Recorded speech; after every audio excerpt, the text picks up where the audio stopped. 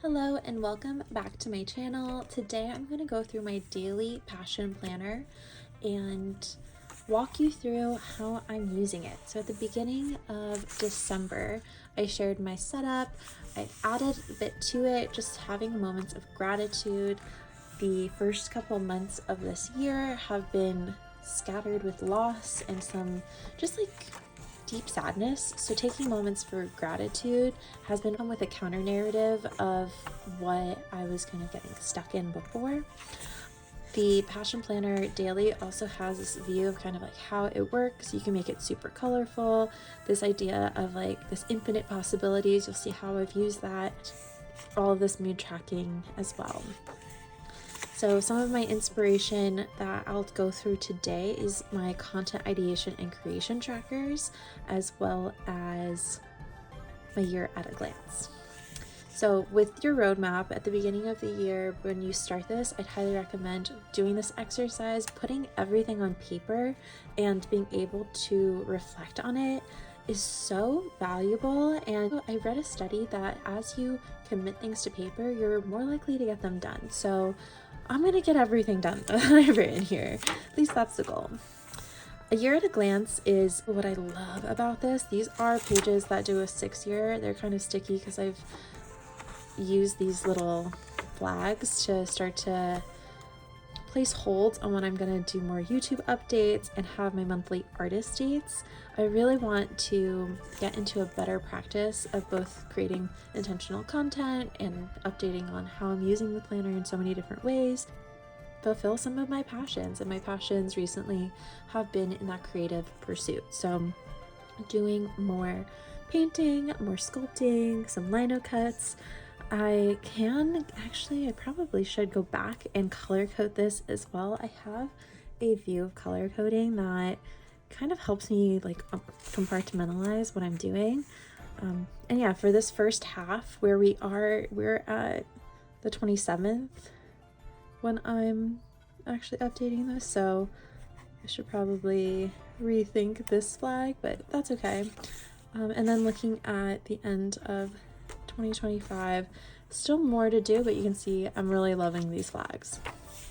So at the beginning of December is when I kicked off this planner. The daily planner has about 93 daily pages, which comes out to about 3 months. They do offer 4-month views, so I decided to use this as almost like a quarterly check-in, and setting it up in December helped me understand like how I wanted to put all of the data that I wanted to capture. Because it's undated, you can see I put holidays. In this setup, I put the day in these like stickers, the temperature and the weather. My drawing, I promise, gets better, as well as holidays, and then plans or appointments. I've also been tracking moon phase. I feel like that's just helps to understand what's going on in the moon. And as you can see by my nails, I've been very interested in the stars lately. At the end of each month, there's a self check-in. So at the end of December, I went through my check-in, filled out just, these reflections and what I'm most proud of, what was my biggest lesson. And using this to kind of end December really helped me come into March to think about this upcoming month's game changer goal. So coming into March, I wanted to just make this a habit. I haven't been as consistent with uploading. I haven't been as consistent with reading. I was actually a couple books behind, and my goal is to read a book a week. So I wanted to brainstorm and map that out and really put that into terms of like timing, when I was doing it, who's going to support me, how I would use resources, and then what I would do to celebrate. So for the month of March, we did it. I feel very, very confident in kind of where we are today. Today's the 27th when I'm updating this. So as you can see, I've been amazing at the weather, which I was just like, that was maybe not my strong suit in December. I also went on a trip to Puerto Rico, so seeing that I was going from 80 to 90 degrees back to the cold, windy New York City weather of 39 was not just shocking to the system, but also vividly brought me back to landing in JFK and being cold. Sorry, my cat's hair. That's what you get when you have a cat. It's also nice to think about from this game changer goal, what does that mean in terms of personal projects and priorities, top priorities.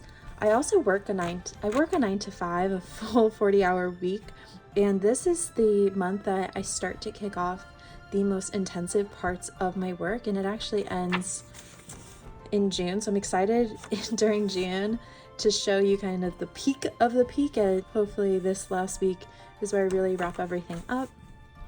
But that being said, I found a lot of time, especially during the week, to go to different events. A lot of these were free or low cost, or just things I needed to do, like my Real ID appointment. For the most part, this has been really lovely to kind of take a moment to think about what I wanted to do. Part of this, like the people to see, for example, it was part reflective and part like forecasting, whereas things to learn was fully reflective. Like I didn't think about this until I was reflecting to say, you know what, I actually need to do more professional development.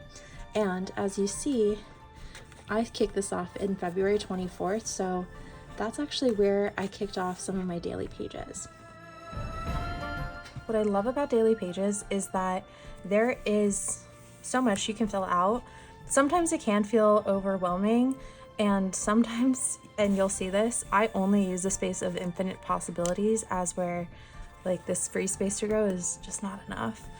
This was right before my trip, so I put my packing list together. I did my deep clean, like must do before we leave, and of course, I put the things I need to do for work. I use a system of check marks when I get things done, but if I need to kick something to the future, I use these arrows. That has helped me a lot, really just to feel like I'm acknowledging that I haven't done something, and when it comes back out over here, maybe sometimes a couple days later or maybe a week later, it feels like I'm actually getting it done. As you can see, I haven't done much of my coloring, but what I have been utilizing are these stickers. They are the same sticker pack that came with these numbers. So I had several of them. Let me see if I can actually... I had several of them and I was like, why not just use them? They're fun colors and they feel thematically so aligned to what this color scheme is. It was beautiful that day, so I'm actually gonna add it.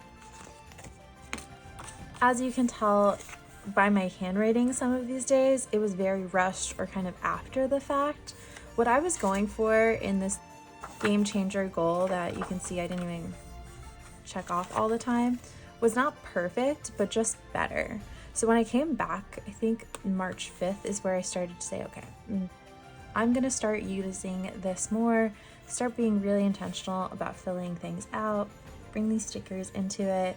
And actually this one word section has been one of my favorites because I have expanded my vocabulary to try to bring more complicated sentences that I have to describe the day into this one word. And it's been really lovely just to have that moment of reflection and almost like a challenge. I've been really loving this infinite possibilities, not only to take some notes, but also just to kind of ideate on like, okay, what do I want to think about? What do I want to do? I also have been using this free space to grow for TikTok ideas. Usually I'll just say whatever's on my mind, but writing it down, seeing how many I'm doing a day has been kind of fun. And it's also been interesting to look back. Not every day has a focus, or sometimes the focus comes out later. Intention again is just to do a little bit more and more every day. And I went several weeks without actually using it. So coming back this past Saturday into Sunday, you can start to see I start building up that momentum. Like a half day this past Monday. It's been nice to kind of see, you know, where am I going? There's so many times I'll look at my credit card bill where I'm like, did I take the bus 3 times? Where was I going? Why is it saying this date? So when I look back now, I'll actually be able to say yes, I did take 1, 2, 3, 4 different modes of transportation. So we're maybe going to see 4 different charges. The intention of the daily planner is really for someone who has a lot of brain dump or wants the flexibility. My first iteration using a daily planner, a couple months before I got a full year planner, I really wanted to start putting things into this format. And although I'm never someone who uses this fully, I found it was a really nice introduction to the full scope and scape of the Passion Planner layout.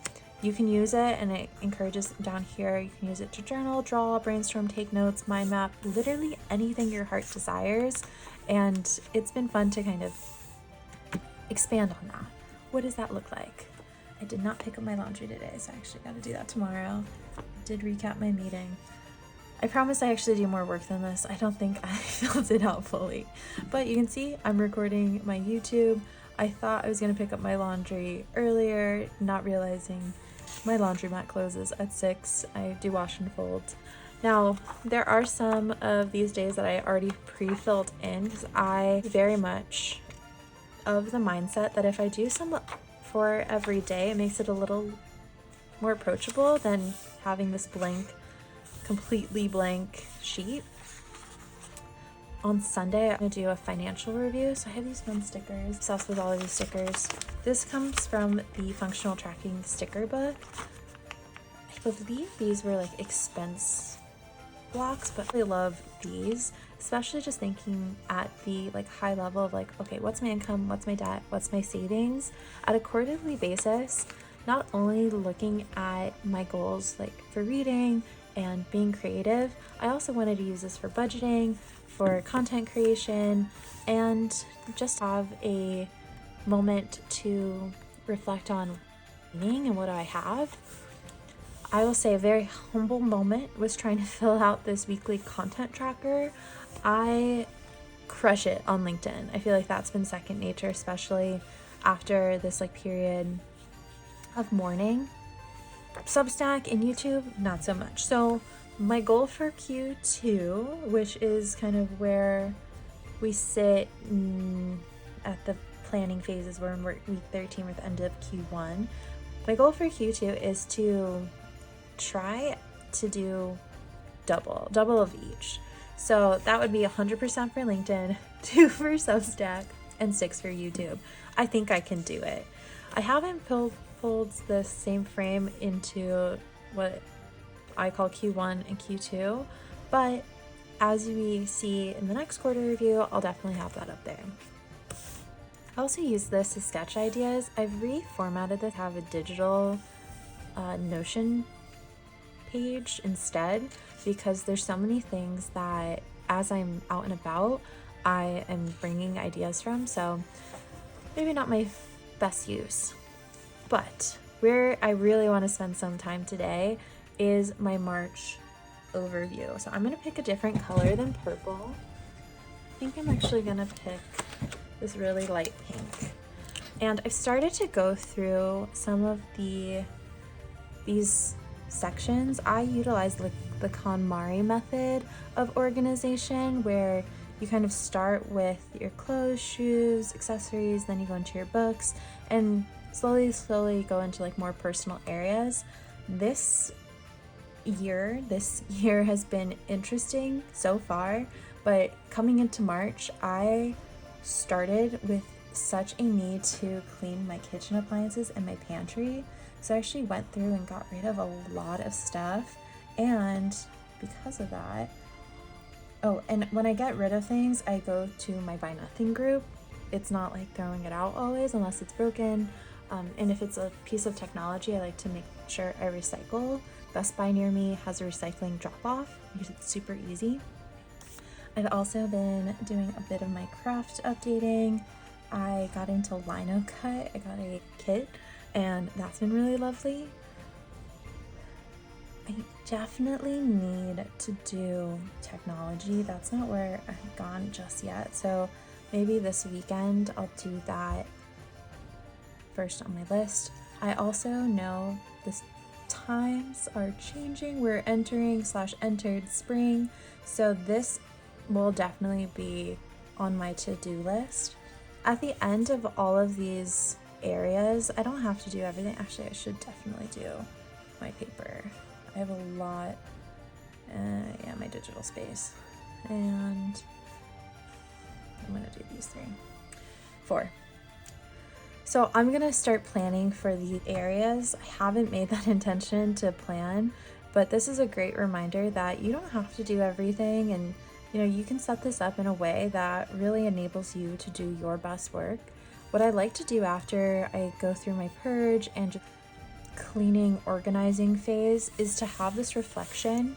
So in December, when I reflected on kind of what I had so many clothes that just needed mending. A pile of clothes that had like a need for 3 or 4 stitches. It was crazy how much I wasn't wearing just because I wasn't taking care of it. There was also so many expired products. Oh my god. So many expired products from makeup and skincare area. And I had a lot of similar shades. I found that there's only a couple shades I really like. So coming into the space, putting them all out and picking the ones I actually reach for was super helpful. I also wanted to note that this was around the time the LA fire started in January.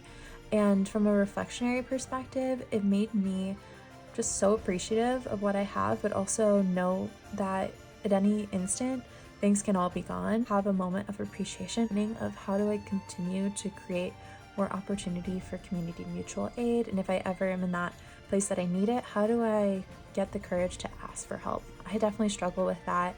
Yeah, having this space, I think, captures some of that, and also at the end of the year when I look back at this, I feel like I'm gonna be so excited.